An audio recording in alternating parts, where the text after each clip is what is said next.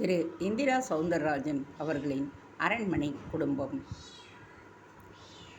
தானும் புத்தனைப் போலவே உண்மைகளை அறிந்திட முற்படுவது தெருண்டிற்று. என்ன, என் பதில் உன்னை புத்தனை சிந்திக்க வைத்து விடுத்ததா என்று இடைவெட்டி சரியாக கேட்டார் மண்ணாங்கட்டியார். ஆமா சாமி, உங்கள் கேள்வி எனக்கு பல கேள்விகளை எழுப்பிடுச்சு.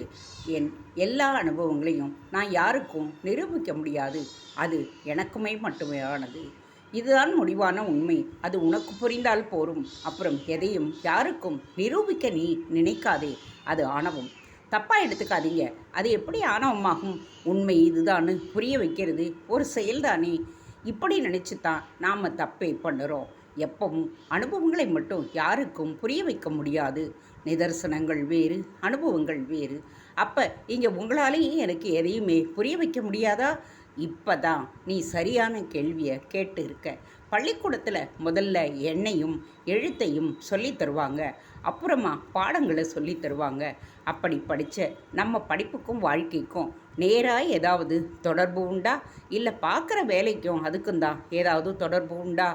அதனால் இங்கே ஏன் மூலமாக நீ தெரிஞ்சுக்க போகிற விஷயங்களும் அப்படித்தான். நான் உனக்கு கையைத்தான் காட்ட முடியும், கை காட்டி மரம் மாதிரி. மரம் கூடவே வராது, நீ தான் போகணும். இப்போ நாம் எவ்வளவு பேசினாலும் எனக்கு அது புரிய போகிறதில்ல சாமி.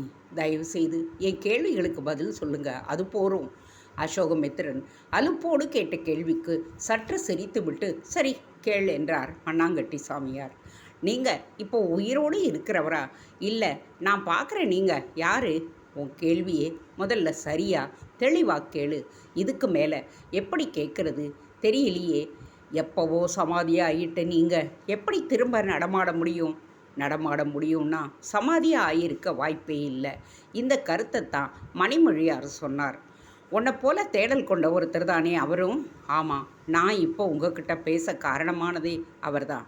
ஆக 2 பேரும் சேர்ந்து என்ன ஆராய்ச்சி செய்ய தொடங்கிட்டீங்க, அப்படித்தானே? ஆமாம் சாமி, நீங்கள் தான் தெளிவான புரிதலை தர வேண்டும். நீ தட்சிணாமூர்த்தி விக்கிரகத்தை பார்த்துருக்கியா? அந்த சிலையில் தட்சிணாமூர்த்தியின் சிலைக்கு கீழே 4 பேர் இருப்பாங்க. பார்த்துருக்கத்தானே? அவங்க யாருன்னு தெரியுமா? சனகாதியர்கள், அதாவது பிரம்மாவோட பிள்ளைகள்னு கேள்விப்பட்டிருக்கேன். அவங்க ஏன் தட்சிணாமூர்த்தியோட சிவபெருமான் கிட்டே போனாங்கன்னு தெரியுமா உனக்கு? புராணங்களில் எனக்கு பெருசாக ஈடுபாடோ நம்பிக்கையோ இல்லை. அதனால் எனக்கு அதை பற்றி பெருசாக எதுவும் தெரியாது சாமி. நல்லது, நானே சொல்கிறேன், இப்போ கேட்டுக்கோ. அது ஒரு ஞான உபதேச காட்சி. சனகாதியர்கள் அங்கே மாணவர்கள். சிவன்தான் குரு. சிவன் சின்முத்திரை காட்டி மௌனமாக உபதேசம் செய்கிறார். நல்லா கேட்டுக்கோ. பேசி இல்லை, மௌனத்தினால தான். ஏன் தெரியுமா? மண்ணாங்கட்டியார் கேட்க அசோகமித்திரன் தெரியலிங்க, நீங்களே அதையும் சொல்லிடுங்க என்றார். அதை சொல்லி புரிய வைக்க முடியாது, அதனால தான் மௌனம். சொல்லியே புரியாதது மௌனத்தில் மட்டும் புரிஞ்சிடுமா சாமி? உனக்கே அது போக போக புரியும் பார். எப்படி கேட்டாலும் எவ்வளவு பேசினாலும் இப்படியே நீங்கள் பதில் சொன்னால் அது எப்படி சாமி? சரி, நீ அனுபவங்களுக்கு தயாராகு. அதுக்கு உன் உடம்பும் தயாராகணும். என்னுடைய ஆயுள் அதுக்கு உனக்கு தேவை. அதுக்கு இப்போ காலம் இல்லை. நான் என் சக்தியை உனக்கு தரேன். இனி நீ சாமானிய அசோகமித்திரன் இல்லை, மண்ணாங்கட்டி அசோகமித்திரன் என்று எழுந்த மண்ணாங்கட்டியார் அசோகமித்திரனின் தலைக்கு மேல் ஒரு காலை தூக்கி வைத்தார். அவர் மேல் காலை வைத்த நிலையில் மற்றொரு காலால் அவர் தரைமேல் நின்ற விதம் ஒரு குரு சீடனுக்கு அருளை கடத்தும் ஒரு அரிய செயலாக ஆகியது. ஆதிசங்கரிடம் பல சீடர்கள். அதில் தோடகர் என்பவர் ஒரு சீடர். மற்ற சீடர்கள் போல் இல்லாமல் அவர் மந்த புத்தி உடையவராக கரித்துண்டாகத்தான் விளங்கினார். மற்ற சீடர்களின் கேலிக்கும் ஆளானார். ஒரு நல்ல குரு என்பவர் கருணையும் இதுபோன்ற சீடர்களின் மீது அதிகம் இருக்கும். ஆதிசங்கரரும் ஒரு நாள் தோடகரை அழைத்து அவருடைய சிரசின் மேல் பாதம் வைத்து உருக்கமாக ஆசீர்வதித்தார். அதன் பின் தோடகரிடம் பெரும் மாற்றம்.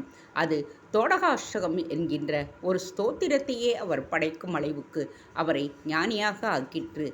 இன்று அது எல்லோராலும் துதிக்கப்படுகின்றது. ஒரு குரு நினைத்தால் துரும்பை கூட தூணாக்க முடியும் என்பதற்கு தோடகர்தான் மகா சாட்சி. இன்று மண்ணாங்கட்டியாரும் அசோகமித்திரனை அதுபோல் ஆக்கிட விரும்பி சிரசின் மேல் பாதத்தை வைத்து அவர் சிரசில் உள்ள சகசிராரத்தில் தன் பாதம் வழியாக ஒரு தூண்டலை நிகழ்த்தியதில் மின்சாரம் பாய்ந்தது போல ஒரு சிலிர்ப்பு அசோகமித்திரனிடம். மண்ணாங்கட்டியார் பாதத்தை விலக்கவும் நிமிர்ந்தார் அசோகமித்திரன். மனதில் ஒரு இனம் புரியாத ஆனந்த உணர்ச்சி, குழப்பம், சலிப்பு, தேடல் என்கின்ற பல பல உணர்வுகளும் எங்கே போயிற்று என்று தெரியவில்லை. உடம்பிலும் ஒரு லேசான நிலை. அசோகமித்ரா, உன் பெயருக்கு பொருள் என்னவென்று தெரியுமா உனக்கு என்று கேட்டார். சோகமில்லாதவன் என்று சொல்லுவாங்க குரு. ஆமாம், நீ இப்போ துளியும் சோகமில்லாதவன். அது மட்டுமல்ல, எல்லோருக்கும் மித்திரன், அதாவது நண்பன். சொல்லப்போனால் உன் பெயருக்கேற்ற ஒரு நிலை இன்னைக்குத்தான் உனக்கு கிடைச்சிருக்கு. ஆமாம் தானே? ஆமாம் குரு. இப்படி ஒரு லேசான குழப்பமில்லாத தெளிவான திட மனநிலையில் நான் இதற்கு முன் இருந்ததே இல்லை. காரணம், என்னுடைய திருவடி தீட்சை எனக்கு காராள சித்தர் கொடுத்தது. உனக்கு இப்பொழுது நான் கொடுத்திருக்கின்றேன். நான் பாக்கியசாலி, கொடுத்து வச்சவன் குரு. அதுதான் உண்மை. நமக்கு கிடைக்கின்ற எல்லாமே எப்போவோ யாருக்கோ நாம் கொடுத்தது தான். உன் பூர்வ புண்ணியம்தான் உன்னை சர்ப்ப ஆராய்ச்சியை செய்ய தூண்டியது. அதனால தான் சந்திரமௌலீஸ்வரர் கடபாடிகளை நீ சந்திச்ச. அவரால் இந்த நாகேந்திர நல்லூருக்கும் வந்த, என்னையும் பார்த்த. இப்போ நீ ஒரு யோகியாகவும் ஆயிட்ட. இனி நீ எந்த கேள்வியும் கேட்க தேவையே இல்லை. உனக்கே எல்லா விடையும் தெரியும். அதுக்கு சாட்சியா நான் இப்போ உன்னை ஒரு கேள்வி கேட்க போகிறேன். நீ பதில் சொல்ல போகிற. கேட்கட்டுமா? இப்படி ஒரு பரிசோதனை தேவைதானா குரு? இது பரிசோதனை இல்லை. பாட்டு கற்றுக் கொடுத்த ஒரு குரு பாடச் சொல்லி கேட்பது போன்றது இது. சந்தோஷத்துக்காக மட்டுமில்லை, இது ஒரு பயிற்சியும் கூட. ஆமாம் குரு, பயிற்சி என்பது எல்லா விஷயத்திலும் மிகவும் முக்கியமானது. தியான பயிற்சி, தவ பயிற்சி, ஏன் தினமும் தூங்குவது கூட மரணத்துக்கான பயிற்சி தான் மெருகேற்றும். பயிற்சிக்கு சரியான பொருள் உனக்கு தெரிஞ்சிருக்கு. சரி, கேள்விகளை நான் கேட்டுக்கட்டுமா? கேளுங்க. தெரிஞ்ச விடைய சொல்கிறேன். பிழை இருந்தா திருத்துங்க. உன் தன்னடக்கம் வாழ்க. நான் காலால் உன் சிரசை மிதித்து அதை திருவடி தீட்சைன்னு சொன்னேனல்லவா? ஆமாம், அது சரியா? மிகவும் சரிதான். உடல் உறுப்புகளாலேயே பிரதான உறுப்பானது கால்கள்தான். அது மகா பிரதானமானது. அதிலும் பாதம் மிகவும் பிரதானமானது. எப்பொழுதும் அதுதான் பூமியுடன் தொடர்பில் இருக்கிறது. உடம்பு சுமையை தாங்குவதும் அதுதான். மிக மிருதுவானதும் அதுதான். வலிமையானதும் அதுதான். எவ்வளவு நடந்தாலும் பாதம் தேய்வதே இல்லை. இந்த பாதங்களினால்தான் மனிதன் நகர்ந்த முடிவான். இல்லை என்றால் அவனும் விருட்சமும் ஒன்றாக ஆகிவிடும். நகர்வது என்பது அசைவு, அதுதான் வாழ்வு. அந்த வகையில் மனிதனின் வாழ்வுக்கு முதலும் முடிவுமானது கால்களும் பாதங்களும் தான். கண் இல்லாமல் காது கேட்காமல் கூட வாழ்ந்து விடலாம். கைகள் இல்லாமல் கூட கால்களையே கைகளாக்கியும் வாழ்ந்து விடலாம். ஆனால் கால்கள் முடமானாலோ இல்லை வெட்டுண்டு விட்டாலோ ஒரு மனிதனின் நிலை அவ்வளவுதான். பிறருடைய தயவு இல்லாமல் அவனால் வாழ முடியாது. அதனால் உறுப்புகளிலேயே அது மேலானது. இந்த உண்மை தெரிவதற்காகத்தான் காலை தொட்டு நாம் வணங்குவது, காலில் விளங்குவது என்கின்ற பழக்கமெல்லாம் உருவானது. அதுவும் குரு கால்கள் மேலுக்கும் மேலானவை. அந்த கால்கள் இந்த பூமியெங்கும் நடந்த கால்கள், க்ஷேத்திரங்களை மிதித்த கால்கள், நதிகளிலும் குளங்களிலும் திளைத்த கால்கள், பணிவை போதிக்கும் கால்கள், இறைவனுடைய கால்களை விடவே மேலான கால்கள். அப்படி மேலாக ஆனதால் தான் மேலான அருள் தீட்சையை வழங்க முடியும். அசோகமித்திரனின் திருவடி தீட்சை நிமித்தம் கால்களை பற்றி சொன்ன கருத்தினால் மண்ணாங்கட்டியாரின் முகத்தில் ஒரு புன்முறுவல் பூத்தது.